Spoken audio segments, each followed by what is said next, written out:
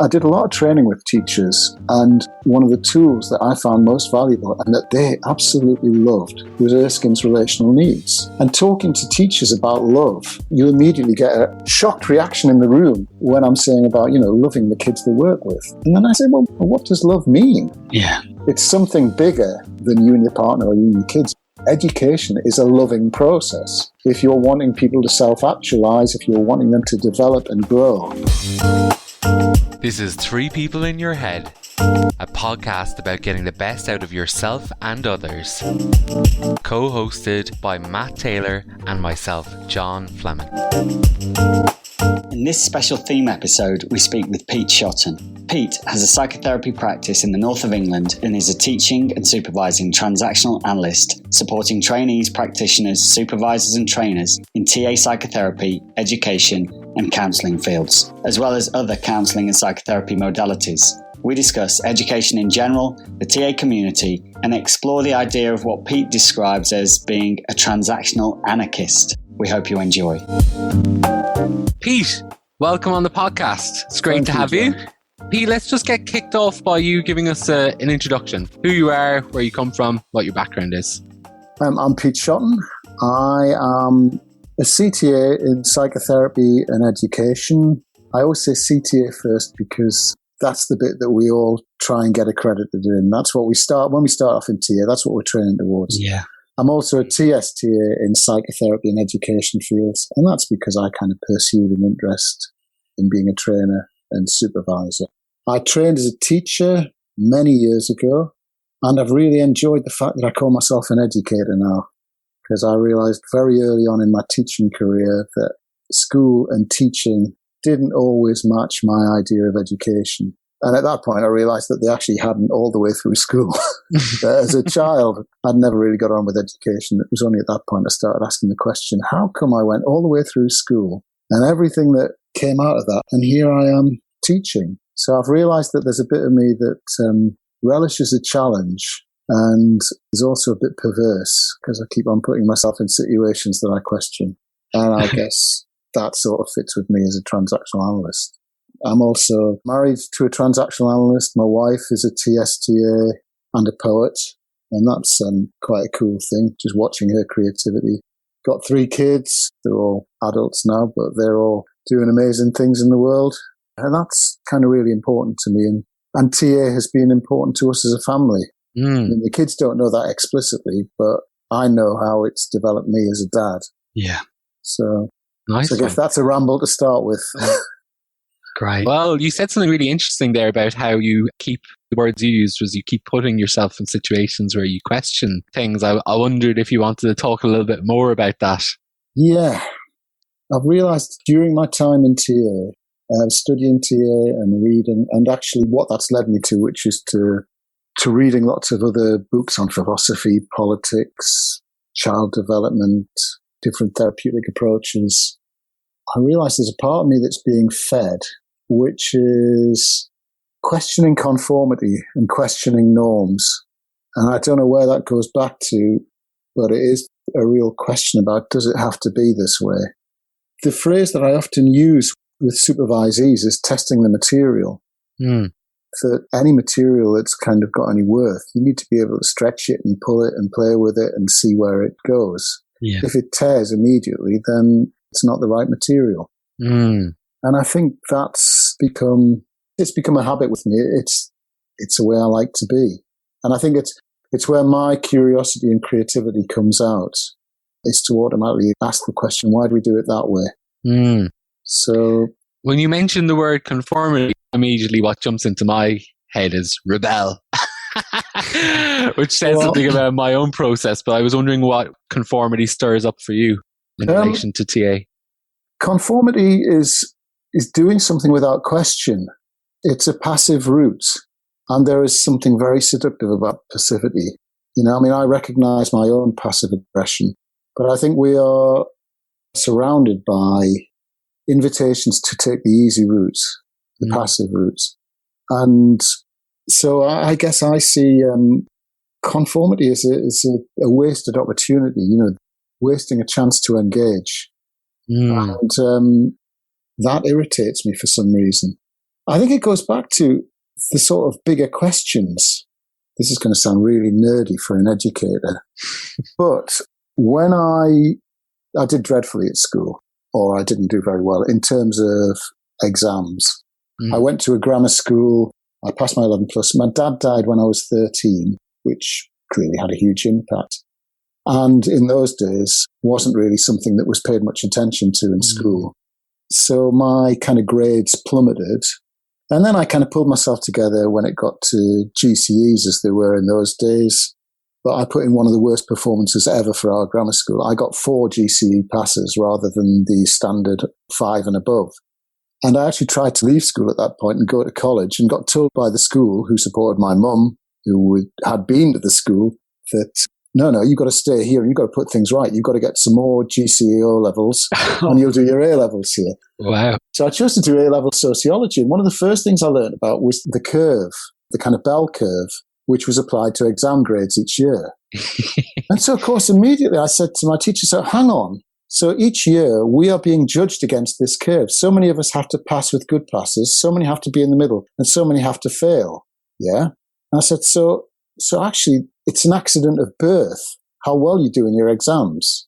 And the teacher didn't get it. I said, if I was a year younger and maybe with a different group of kids, I might have done better in my exams or I might have done worse.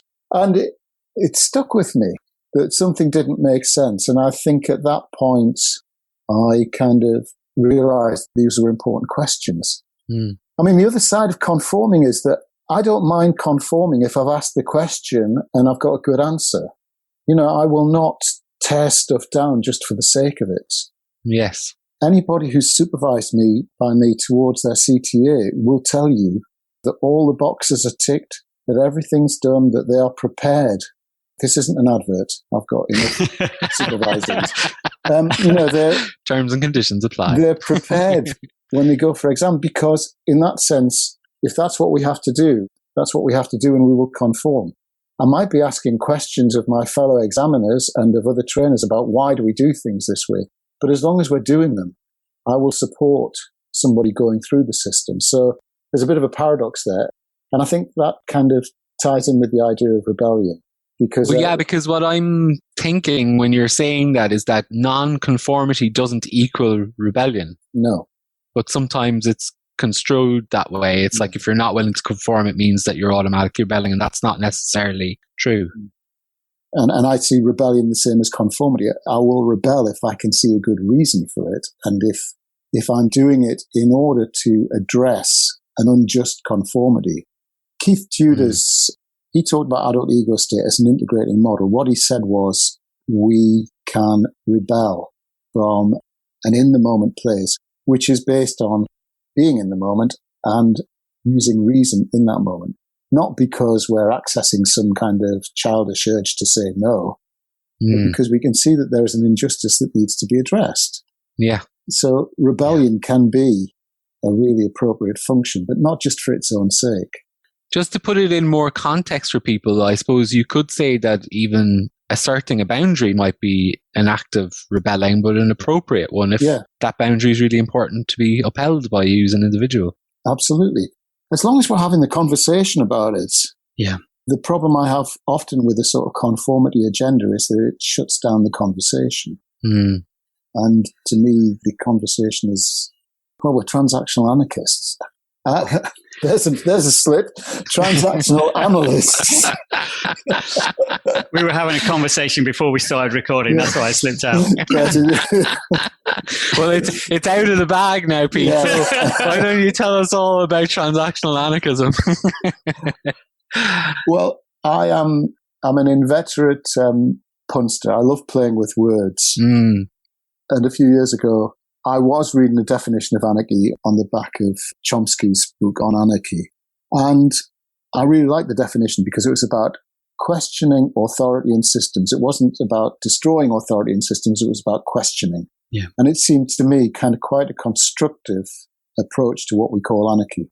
And I just thought, anarchist, analyst, the transactional anarchist, because I do believe that transactional analysis is about questioning everything, and it gives us a permission to question everything.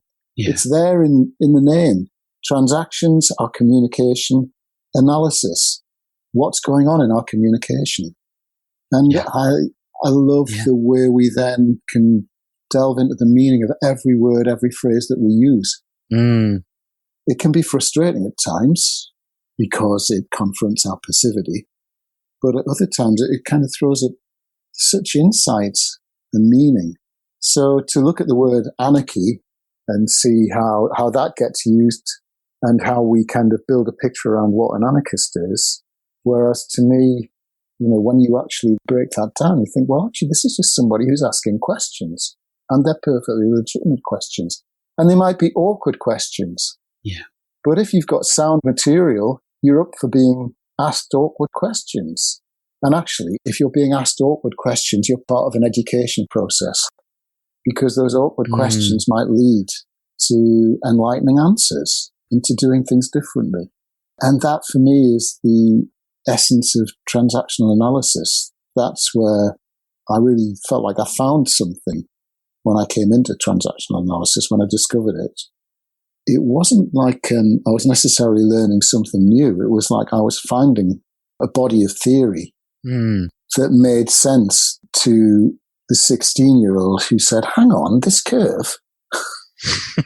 Suddenly, transactional analysis gave me a language and a framework for understanding what was going on there.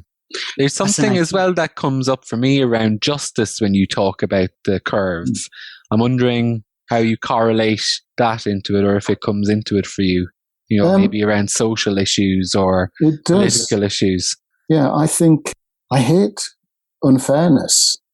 Actually, I don't like using the word hate. But yeah, unfairness is, I think that's a real kind of a legitimate child feeling. When a child says, that's not fair, it's one of the truest things you can hear. And quite often they'll get slapped down for pointing that out, the little anarchists. Life's not fair. Yeah. This is what you get back. Yeah, and that's a good lesson to learn. But then the next bit is, so how do you address that not fairness? I have a lot of faith in values. The thing that I love about human beings is that we do create value systems. And at the same time, we sneak around them. And I say we because it's not like there are good people and bad people. There are just people who do good and bad things. It's another part of testing the material, is to try and destroy the material. I place a lot of value on values. And I think that's another part of the questioning that I do. And in everything I do, I realize I set marks for myself in terms of dignity, integrity, which I don't always match up to. I quite often don't match up to. But those are things that I value. I like it when people are true to themselves. I like it when we can have a conversation without losing our temper. When we can actually meet and disagree. It's really interesting. I watched BBC Question Time last night because of the lockdown and stuff. It was a situation where people are on screens like this in Zoom calls. And I realized how much it changed the dynamic of the program. Yeah.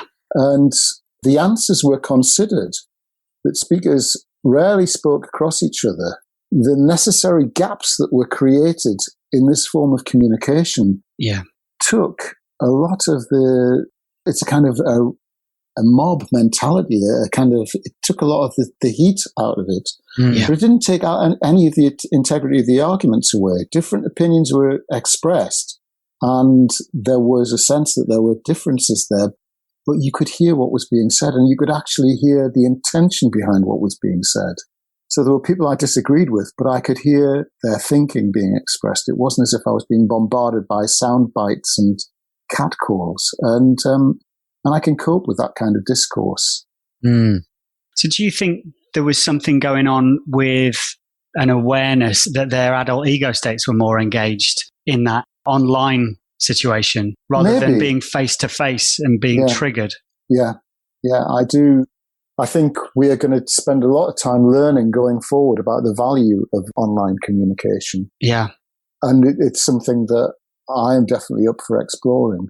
I observed online exams at Metanoia online oral exams, the first ones that were done. I approached it with an open mind, and I was going to be interested to see the difference. And there was a considerable difference and huge similarities in terms of the conversation once it was flowing. It was fantastic. And what was happening for me in that moment was I was thinking, this creates access. This creates a different situation for accreditation. This is wonderful. Yeah. And different. And we have to find a way to accommodate the difference and learn from this and go forward and introduce something that is, to me, a social and economic necessity for people who can't afford to attend TA conferences and exams that take place around the world. It's bringing the world to them. I really do value the learning of this in the past year. And I think, what you said, Matt, about adults, maybe the fact that we have to give some thought to the technology, and maybe the fact that we are confronted by the faces. We're looking directly at somebody, and maybe that sort of, I don't know, I hadn't really thought about before, but I think it does invite a here and now interaction. Yeah. It's fascinating. It is, isn't it? I wanted to ask you a question about the conformity, actually. What do you think is lost when there is conformity? The first thing I would say is creativity. Straightforward example, the national curriculum. I mean, I was educated in the 1960s and 70s. In that way that the adverts used to say, you always remember a good teacher. I remember the creative teachers I had. I remember the teachers who inspired me. And there was something about the relationship that allowed them to shine through. Yeah. I was interested in their subject because they were interested in their subject. They were teaching me something they were passionate about. Now, it's not necessarily that I remember all the facts they taught me, but I remember the fire that they lit in me to go and find stuff out. Yeah. To me, that's the purpose of education. It is not to fill a bucket with facts. It's actually to give every learner their own bucket to go off and find out what they want to fill it with. But it's the knowledge that they can go, they know they've got the power to fill it themselves. And I think the terms that get bandied about in schooling, in the schooling system, I really want to separate out schooling and education. Yeah. Because I think schooling is a kind of a function.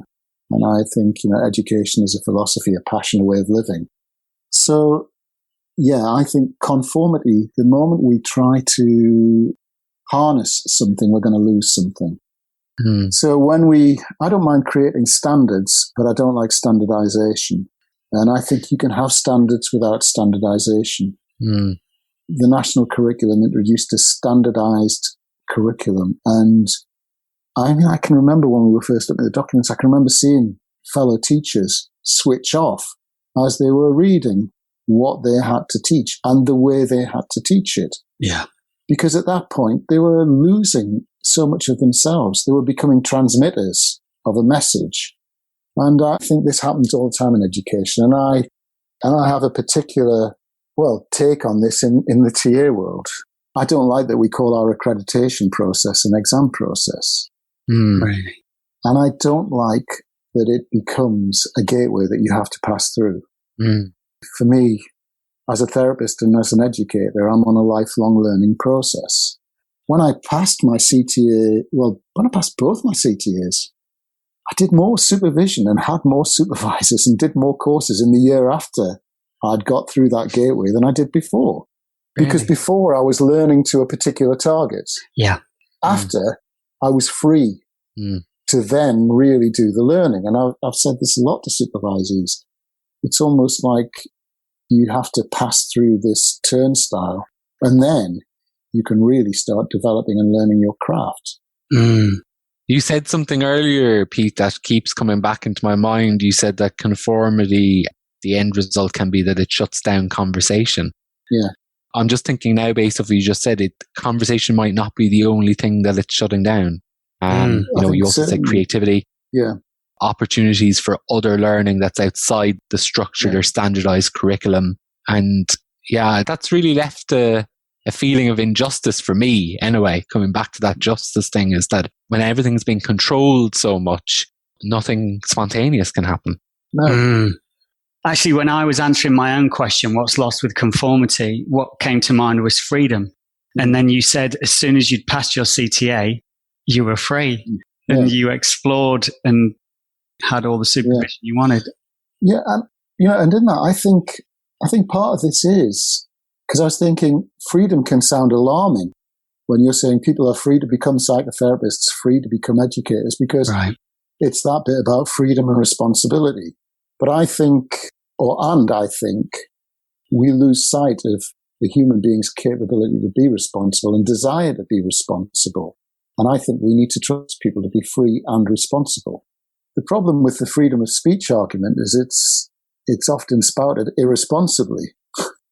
People will say, I'm free to say what I like. Not without some responsibility to your fellow human beings, to relationship, to yourself. And I think, we can teach freedom and we can teach responsibility. Yeah. And I think one of my problems certainly with the accreditation system in TA is that there's something double-edged about that freedom. I would rather, what I always say to everybody who comes to me who is going for CTA, I say, you will get through this and you can enjoy the process, and you might not get through it first time. And at that point, they're thinking, I'm going to fail an exam. And it's kind of changing the mindset to, no, you're going to find a way through this process. You might find people who disagree with your way of doing things. There might be moments where you haven't learned everything that you need to learn in order to do this. But if you say submit a CTA case study and it comes back with recommendations, there's an extra bit of learning for you. It's not a failure. No, but it's presented because I think of the script that we carry based on formal schooling systems in childhood. It's easy for us to passively fall back into, it's an exam system, and exams are about passing and failing. Yeah. And to me, it's not. It's a learning process. And these are about markers along that learning process. I'm not against people writing 24,000 words. I am against them being told that they've failed. I think, they might be told they have to resubmit with some advice as to aspects that they may need to learn more. But if it's presented as, you will get through this, but you're going to need to do a bit more on this. And I would do the same with the oral accreditation process. You're going to talk to a group of your peers about the way you work. It might be that in that process, something comes out that shows that there may be some gaps in your learning that they think it would benefit you to learn more about. And, it may be that in a year's time, your supervisor submits a report saying you've addressed those aspects of your learning. Because a key part of the TA process and the psychotherapy process for me is that the real learning takes place in supervision once you've become accredited. Supervision is such a wonderful, engaged, relational learning process. I tried to introduce it in the schools that I worked in a sort of, in the sense that supervision takes place in the psychotherapy world. I offered it to some of my colleagues in school. And I've had teachers who have come to me for the kind of equivalent of clinical supervision, not a management supervision, but to talk about relationships in the classroom and relationships in the staff room, and to develop their learning in that way. What a brilliant idea. And that's where I see the lifelong learning. And so much of this is transferable that we're talking about in regards to TA and the TA world and lessons and exams and learning. You see that kids, we're going back to schooling and education, but kids learn that getting it wrong is a bad thing. And there's that Carol Dweck quote where she says the word yet is the really important thing. You haven't got it right yet. Yeah, well, I suppose it's the interface between psychotherapy and education. Maybe because I had worked in education, and maybe because when I started working as a therapist, I was teaching children with dyslexia. So unwittingly, I was learning about neurodiversity at that stage because I was working with young people who didn't fit. Yeah. I mean, I had a very technical remit, which was to get their reading age to 9.5 years and to improve their writing skills. So we had this sort of technical language stuff, but none of that addressed their feelings about themselves. Yeah. And I was seeing them one-to-one 2 or 3 times a week. And what I discovered was that because I was in therapy myself and I was learning about psychotherapy, I discovered how important it was for them to talk about themselves and to actually have adult-to-adult conversations, to be treated as, in the TA sense, adults in that situation. And I realized we were focusing less and less on the reading age and more on their way of seeing the world, their way of being in the world, and their development. And at that point, I kind of struggled to see, no, that's a discount. I could see the value of both the psychotherapist and the educator in me. And I saw them both as equally important. And I also saw a need for both in the environments I was working in. Yeah. I can see in psychotherapy that personal journey is an education. It can't not be. And I can see in every classroom where every good teacher is working, they're trying to maintain 30 relationships. I did a lot of training with teachers, and one of the tools that I found most valuable and that they absolutely loved was Erskine's relational needs. And talking to teachers about love, you immediately get a reaction, a kind of a shocked reaction in the room when I'm saying about, loving the kids they work with. And then I say, well, what does love mean? Yeah.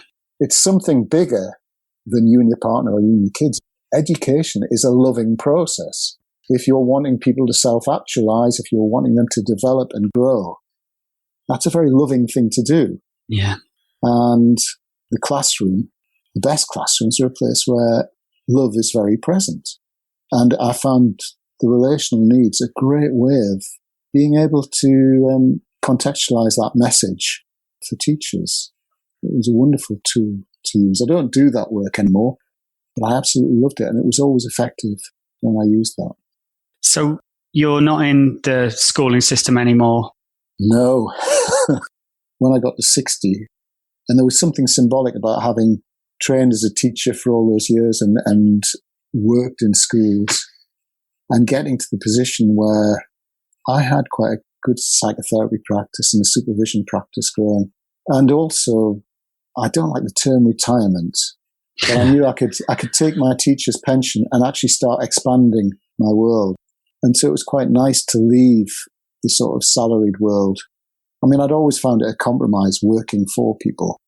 The part of me that questions conformity would always struggle with those moments when an organization would be parental. We're doing it this way because we say we're doing it this way. And I didn't want to feel rebellious. I didn't want to be having to ask the questions anymore. So it was wonderful to free myself of that and to expand my world a bit, to start exploring my own creativity as well as my work as a therapist and supervisor. So the last few years, I've kind of freed myself up a bit.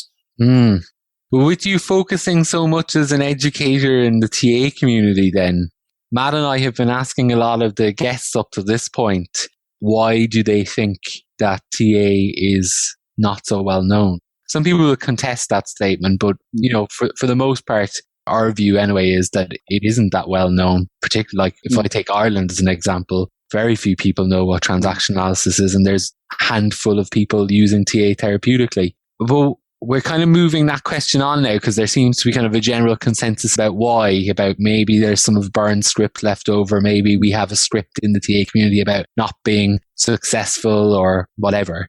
What does the TA community need to do to create a shift? I'm interested about that and how you might link that into conformity. And I think be prepared to take a risk. Yeah, take a risk and see ourselves as part of a social project. I think TA values, I was going to say I don't want to be political about this, but I think we're political about everything. I think TA values for me are humanistic values. They're about supporting people in groups. And I think coming from a position of supporting relationships, supporting groups, supporting communities, is bound to take you to the left-wing end of the political spectrum, because the right-wing end tends to be about our development as individuals and our individual resources, and Thatcher's "there's no such thing as society." I don't like polarization in politics, but I would say, the social responsibility is really important to me. I mean, I worked in schools for many years. I worked with foster children for many years. I've always put myself in that place. And I live in Manchester. I live in the north of England, which I would say is, apart from maybe across in Yorkshire. I'm not going to cut that one out. I've lived in Yorkshire for the past 3 years. People are very self-sufficient there. But no, I'd say there's a sense of community and of neighborliness at best. It's not always there. But I think those values are TA values, and yet we don't find a way of actually living those values in our communities. Where it does happen, my wife, Marie Norton, wrote an article with Keith Tudor back in the noughties, Being White. And Marie was inspired by the schools we were working in Manchester and the settings she was working in, and looking at her white identity working in a predominantly non-white setting, and looking at the whole aspect of racism and of identity politics and diversity from the point of view of being part of the overall privileged white group. A really important piece of work in TA. It doesn't get taught enough, doesn't get developed enough. But what she did was she then started teaching 101s to the school staff. And she also taught 101s at the Extramural Studies, which was an adult education centre at Manchester University, where people just were going for purely personal development. Yeah. But they were doing a TA 101. I've done a couple of TA 101s in schools. We've got a fantastic tool there, which is really accessible, fun, a great education tool, a great development tool. It generally gets taught as a recruitment tool for TA training. I would love us to set up some kind of program within UCARTA. And a few years ago, I proposed that UCARTA become a training organisation because it's part of the constitution of UCARTA, I think. There is a clause about educating the community. And I think, that I would have it that People's First 101 should be done in a community context, whether it be with people in, carers or whatever, but that we do it at cost price and we do 101s. That would be a simple tool that would put TA out there in a practical way. Yeah. Whenever it is put out there in a practical way, it takes hold. I think there's something about the way we've developed in the UK with training institutes, which are businesses, and I'm not blaming people for having businesses, and there are some fantastic institutes and some fantastic things taught, but they take away the autonomy of learning. We become more and more prescriptive. You have to complete a course at a particular institute. The other thing I would do about our accreditation processes is say, accumulate your hours. Doesn't matter where you accumulate them, but you've got to account for them when you turn up for that accreditation process. Yeah. That was how it used to be. Yeah. And I think there's something really valuable about that. And I think part of it is what I said earlier about passivity. A path becomes the easiest path to walk along. I mean, if there's a path there, you follow it. We could develop other paths. John and I were talking earlier this morning, and we were saying how Rosemary Napper described TA as being this wonderful set of maps. When so many people are trying to find their way, organizations, groups included, it's such a useful resource. Yeah, it is. And it's an empowering resource. Yeah. And I think sometimes, there can be a reaction against people being empowered. I think we see that all the time. I'm chuckling, Pete, because I read Ian Stewart's book on Eric Byrne last summer, and I learned all this stuff about Eric Byrne that I really didn't know. And he was a complete nonconformist. Yeah. He was, I'm going to do it my way, and he spearheaded. And then, I can't say for definite, I'm only taking what I picked up from reading this book, but then he got accused of being a communist or a socialist or whatever it was. And it was like all of a sudden, TA cannot be political. It cannot have an opinion on society. And I feel like that just chopped any potential for us to be able to be spectators or contributors. The chapter that I wrote in the Education Transactional Analysis book about politics, I used the OK Corral model. I did a kind of matrix based on that, where I was saying the positions of I'm okay, you're not okay, and I'm not okay, you're okay, are interchangeable. But most of what happens every day is happening on a sort of, on a plane between those two positions. We're constantly competing, we're judging ourselves against other people, we're putting ourselves one up, one down. We're invited to do that. Our society's set up in such a way. And I overlaid that with the idea of hegemony and Gramsci and this idea of buying into a ruling class. And, you know, if you look at what's happening in politics at the moment with these populist authoritarian leaders, they have an audience, they have a catchment who can passively fall into accepting those messages. When you really buy into transactional analysis, the answer is always going to be it's a little bit more complicated than that. And I think that's one of the reasons that we're not necessarily great at passing opinions, because the I'm okay, you're okay area of that matrix is one where there's conversation happening all the time and various points of view being expressed. And it's where you're looking at both sides of an argument. So it's never as straightforward as, I'll tell you what you need to do. It comes back to that bit of, you're not a great opinionator if all you're doing is saying, but I'm really interested in the questions, and I'm interested in the questions that throws up. So I don't really have a problem from that point of view, but I do have a problem that TA isn't out there enough empowering people to ask questions and to find their own internal measure to use. That saddens me, because I think it is a model that addresses passivity. Yeah.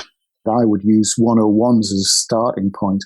But, you know, the other bit would be to kind of whether we'd ever dare take the risk in the way that, say, person-centered has, and, you know, allow our theory to be out there and to be taught in courses in adult education colleges by people who aren't PTSTAs or TSTAs, but by teachers who've kind of picked up a TA manual and are teaching it. Do we trust? Are we prepared to sacrifice ourselves to that? You know, because what that would mean is a lot of people who've kind of come into this TA world wanting to develop in a particular way and developing a business model in a particular way would have to be prepared to sacrifice that model. I don't think it would be a problem, because in the person-centered world, you still have person-centered training institutes that are very successful. But, you know, I think that those are the kind of choices we have to make to allow TA to be out there. As a trainee, I can definitely get a sense of that sometimes. Yeah. Even setting up this podcast for me felt like, you know, a bold move, because it's like, should we be doing this if we're not a TSTA? Is it allowed? Yeah. And I was very naive first year who didn't know any better. So I thought, there's no TA podcast, let's go for it. I really want to pick up on your discount there, Matt, because I think naivety is encouraged. I think there is a sense, especially in psychotherapy training, it's there in our models that we have the concept of parent, adult, child, that whether we mean to or not, we create some kind of parent-child dyad in training. And I don't know if that's there in every educational institution. Maybe it is to some degree, but I don't know that it is. Because every trainee who comes into a TA training organization is bringing something new. They're bringing a lifetime of experience and knowledge. But it can sometimes feel as if that's been left at the door. So you're saying that dyad is institutionalized? Yeah. So your naivety, as you put it, was, no, you came with a set of expectations that you can do this based on your life experience, based on your considerable life experience and careers that you'd already had. You expected that you would be able to use your creativity and your knowledge to operate in a particular way. Maybe your naivety might have been to find a world that couldn't immediately catch up to your thinking on that, but then might have responded in a parental way. And, you know, I think there's the potential for that always in TA. And I don't know if it's a kind of Achilles heel that we have based on our models. One of the things that used to happen at TA conferences was that for the best possible reasons, there would be the big social on the Saturday evening, the grand occasion, and a map would go up of the tables and people would book their places on tables for the banquet. And what would happen is you would turn up to book your place on the table and then you'd see the names of institutes written across the tables, immediately creating a sort of an exclusion zone, and actually sometimes creating almost like a mother or father hen and their chicks, because you would have the trainers from that institute and the trainees from that institute there at the banquet. Now, that was the way people did it. The nonconformist part of me really wanted to create a rule to say that you can't do that. I'm going to force you to go out there and meet each other. But, it turned a social occasion on its head because it stopped socializing in some ways. Into a tribal one. Yeah. Oh, it was so tribal. And, I just don't think it's helped at all. And I think it's part of the kind of potential infantilization of the system that we have, which is why I would love to have an autonomous learning path where maybe the compromise would be that you have a supervisor from the start, a TA mentor who is a PTSD or a TSD who will vouch for you and who might say, right, well, that's great that you've gone off and done some training with Ian on redecision. I suggest that you maybe kind of go and find Heather Fowley and do some stuff with her on relational models and actually do some training there. You could actually put together your own bespoke training program. And to me, that would be a really exciting autonomous learning package. And there is a sense that sometimes the colleges, obviously because they're businesses, they're competing for students and attendees. But I suppose, I always hear that competition thing. And I think, I understand it. And I live in Manchester. And there's a part of Manchester called Rusholme. And Rusholme has got the Curry Mile. I live there. Yeah. Well, you will know that the Curry Mile just gets bigger and bigger. Now, everybody there is running a restaurant that sells Bangladeshi, Pakistani, Indian food. Yeah. There's every curry in the world is available there in every place next door to each other. It keeps on getting bigger. All of those businesses are in competition, but they need the group identity that they've created. Yeah. You don't go to the same one every Saturday night. Yeah. And they know that. Yeah. And they're comfortable with that. I think we have to trust people who want to train in TA to turn up and train. And if you've got a training that is yours and that you've got faith in, you will get the people who will come through the door who will want to do that. They will make the choice to stay with you, or they might make the choice to go and do a bit of learning with somebody else. Whichever they do, it's okay. Yeah. When we started our physio clinic 17 years ago, this notion of fear of competition was being bandied about. You don't want a physio setting up across the road from you. And we went to a seminar where a chap said, well, actually, you could really do with it because it will raise the brand awareness of what physio is about in that larger community, and that'll be better for you. And I think there is something in that, in what you're saying, is that TA, to be better known, needs to be understood by the masses. If only people knew how accessible it is and how helpful it could be. I don't really want to go mentioning another therapeutic modality, so I'll go to coaching instead. But ICF have done a really good job of that because the saturation of coaches in the world is huge. They're not all terrified of working next to each other, The other crazy thing I think that happens is that once TA psychotherapists have got their accreditation is that they become a lot friendlier and more open to other modalities and more excited to find out about other modalities and are immediately dipping into them, sometimes doing training in them. So, I think it's really interesting how we've got a model that encourages openness, encourages inquiry, and encourages relationship. And yet somehow we turn in on ourselves at times and we kind of shut the world out. You being a transactional anarchist, what is it that holds you with TA then, with all these other disciplines available or other approaches? Part of it is that I keep on finding something new in the models. Yeah. That I think I answered in one of the paper questions to you about the 3 circles. I've never really liked 3 stacked circles, but I love all our triangles. And maybe that's just an aesthetic thing, but I do love the way that if you pick up the TAJ, you just see more and more drilling down into this theory, this apparent sort of gathering of a few ideas, which can be presented in quite a simple way, but have a real complexity. And I suppose because that's the complexity I started exploring, that's the one I want to keep on exploring. But that hasn't stopped me looking at existential and person-centered narrative and doing more reading in those areas and looking for connections. And I really like doing that. and I like having my transactional analysis identity. I mean, another bugbear of mine is the therapy requirement on TA psychotherapy training, which was a compromise around conformity, around finding a way to guarantee to the UKCP that TA trainees had the appropriate level of psychotherapy experience as clients. So we've got the 160 hours, 4 years. I am quite bullish about when TA trainees, well, in fact, I don't see TA trainees as psychotherapy clients anymore. One of the reasons being we've already got a dual relationship. They're likely to see my name somewhere. They're likely to potentially bump into me at conferences. I don't want that. I want people who are training as psychotherapists to have experience of psychotherapy. I don't think it needs to be TA psychotherapy, because the one substantial piece of research we've got says that the key component in successful psychotherapy is the relationship, not the modality. So as long as they have got a relationship with psychotherapy, then they know what it's like to be in that room and to be the client.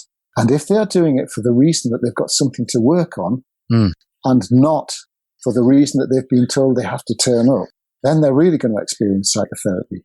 I have made the mistake of trying to work with somebody whose motivation was to get their 160 hours. And at that point, I just thought, never again. And I'm not going to do this. I actually feel quite bullish about saying, you need to experience therapy. Go and find a therapist. And in some ways, it would be good if it wasn't a TA therapist, because then you're not going to have that dual relationship. And actually, it might be a good challenge for you not to have a shared language with your therapist, theoretical language with your therapist. That disorientation might be really effective in terms of you embracing the therapeutic process. I definitely think that's true. But, I don't know if I'm right, but that's one of the kind of non-conforming questions I would ask, where we've kind of started conforming to something that, to me, raises questions and raises ethical questions, because at every TA conference and TA gathering, you've got dual relationships. You've got people avoiding each other, or people wondering whether they can say hello to each other. People wondering whether they can go up to the bar and order a pint because just further down the bar is the person that they're going to be talking to next Tuesday in a therapeutic setting. And that to me is something we need to talk about. Yeah. I mean, the other aspect of that as well is I don't think your first experience of therapy should be after your first training weekend to become a psychotherapist, because I think at that point, something has been lost, which is a clarity about the process of therapy and engagement with the process. I was in therapy 3 years before I started training, and I know a lot of people come to it through that route. And I realize I sound a bit ruly about this. Here's the other side of the conformity. But without making it a rule, I do think it's an important conversation. Why are we really doing this? What's the value of therapy as a compliance tool? You've got to want to be in that room, and you've got to want to explore something in yourself. There's something as well, isn't there, about autonomy in all of this, or at least that's what it's irked in me, is like, why shouldn't I be allowed to decide when I need and don't need therapy and what type of therapy I need? And I think that's important. But I had never thought about the shared language anymore, which has really stirred something up in me. Yalom would say it's all grist to the mill, and I would agree with him. Yeah. And as I say, I think it's back to horses for courses and conversations, but there should be more than one way. And it frustrates me because things become orthodoxies, and once you've got an orthodoxy, there's an unspoken need to conform, and we stop exploring the other ways. I guess the other thing that's important to mention as well, though, is that we're talking specifically about training in the UK around this discussion. It may well be different in other parts of the world, in some places. And that's another interesting aspect as well, I suppose, of training, is that, people maybe assume they have to train in the country they live in and they have to join the association in that country. But, who makes those rules and can they be broken? Don't even get me started on the IATA UKCP interface. I mean, I feel stimulated by this conversation. I think it's been fantastic. Really enjoyed your questioning of systems and conformity. Thank you. Really enjoyable. Yeah, no, it's been really good. Really grateful for your time. Oh, well, thank you. I've really enjoyed that. As always, if you found anything in today's episode interesting, please feel free to reach out. If you would like some more information on TA or you'd like to see some TA resources, then head over to our website, transactionalanalysispodcast.com. You can also connect with us on all major platforms such as Facebook, Instagram, Twitter and LinkedIn. You can also email us at 3peopleinyourhead@gmail.com using the number 3 rather than the word. And if you haven't already, please follow us on Apple Podcasts and Spotify, and we would be really grateful if you could leave us a review. Thanks for listening.